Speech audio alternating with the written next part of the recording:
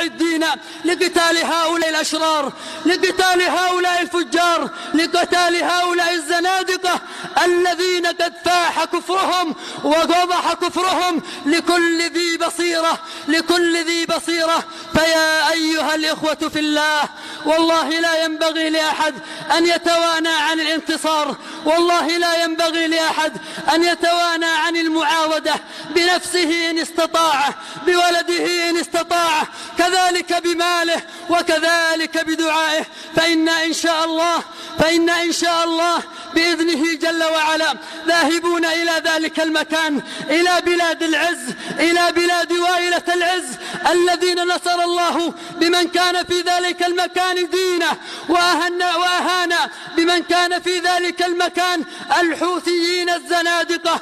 فإن الله فك الحصار الأول بأولئك الأبطال الذين كانوا